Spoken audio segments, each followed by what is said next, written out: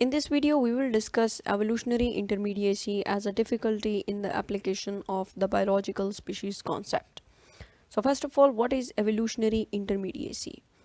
जब भी आप किसी भी लोकेशन में कोई भी फाना जो है उसको स्टडी कर रहे होते हैं, तो आप जो स्पेसिमेंस आपके पास होते हैं, आप क्लियरली उनको कहते हैं कि ये इस स्पीशीज़ से बिलोंग करता है, ये इस स्पीशीज़ से बिलोंग करता है, ठीक है।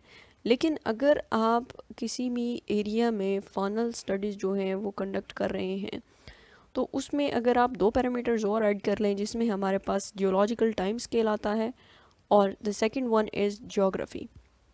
अगर आप ये दो पैरामीटर्स उसमें ऐड कर लें तो फिर इंसिपिएंट स्पीशीज़ का कॉन्सेप्ट जनरेट होता है।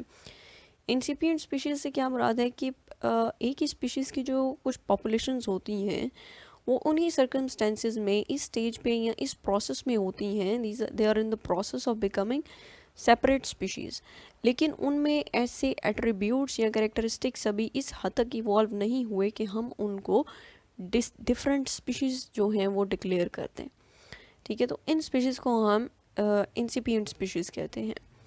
So the acquisition of morphological distinctness is not always closely correlated with the acquisition of reproductive isolation. It means that कि ये कहना कि जो मॉर्फोलॉजिकली बिल्कुल डिफरेंट स्पीशीज़ हम मॉर्फोलॉजी की बेस पे हम कहते हैं कि ये बिल्कुल डिफरेंट स्पीशीज़ है, ठीक है। तो मॉर्फोलॉजी अगर डिफरेंट है तो ये जो है it is not a proof that reproductive isolation has been achieved. So next जो हम चीज़ें डिस्कस करने लगे हैं, these include the difficulties due to evolutionary intermediacy, जिसमें सबसे पहली चीज़ है acquisition of reproductive isolation without equivalent morphological change. के पॉपुलेशंस जो हैं वो रिप्रोडक्टिवली तो आइसोलेट हो चुकी हैं, लेकिन मॉर्फोलॉजिकली उनके अंदर डिफरेंसेस जो हैं वो बहुत ज़्यादा नहीं है, बहुत माइन्यूट डिफरेंसेस हो सकते हैं। Next is acquisition of strong morphological differences without reproductive isolation. कि मॉर्फोलॉजिकली तो वो एक दूसरे से बहुत ज़्यादा डिस्टिंक्ट हो चुकी हैं, लेकिन रिप्रोडक्टिवली वो आइसोलेट नहीं हुई हैं, कि आप किसी भी टाइम पे उन दोनों के मेंबर्स एक दूसरे के साथ जो है वो मिलते हैं तो वो सक्सेसफुली रिप्रोड्यूस कर सकते हैं। नेक्स्ट है the occasional break down of isolating mechanisms, ठीक है, जिसको हम कहते हैं हाइब्रिडाइजेशन।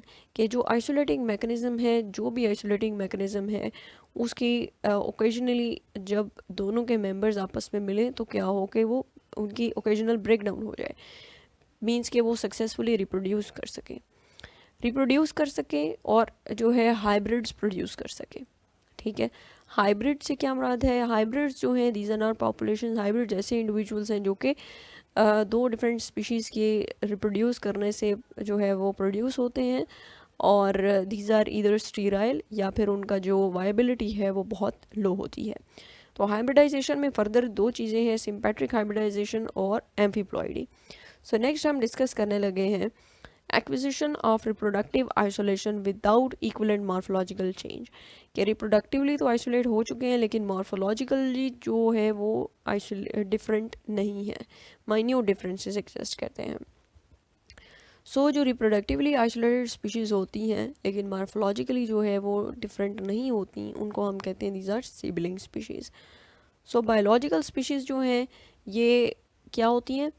जीन पूल्स होते हैं जो कि रिप्रोडक्टिवली एक दूसरे से आइसोलेटेड होते हैं। सो जब दो जीन पूल्स जो हैं ये इनमें जियोग्राफिकल आइसोलेशन आ जाए, ठीक है, जियोग्राफिकली आइसोलेट हो जाएं, तो फिर क्या होता है कि ये जेनेटिकली आइसोलेट हो जाते हैं एक दूसरे से, और जेनेटिकली आइसोलेट हो के जो है दे मे इवेंचुअली एक्वायर आइसोलेटिंग मैकेनिज्म्स। सो ऐसी स्पीशीज़ जो कि जिनमें रिप्रोडक्टिव आइसोलेशन तो हो चुकी है लेकिन they fail to acquire conspicuous morphological difference, उनको हम सिबलिंग स्पीशीज़ कहते हैं, ठीक है। और सिबलिंग स्पीशीज़ का आपको जो ऑर्डिनरी या रूटीन टेक्सोनोमिक एनालिसिस है उससे आप उनको रिकग्नाइज नहीं कर सकते, बिकॉज़ वो इस हद तक एक दूसरे से सिमिलर होती हैं।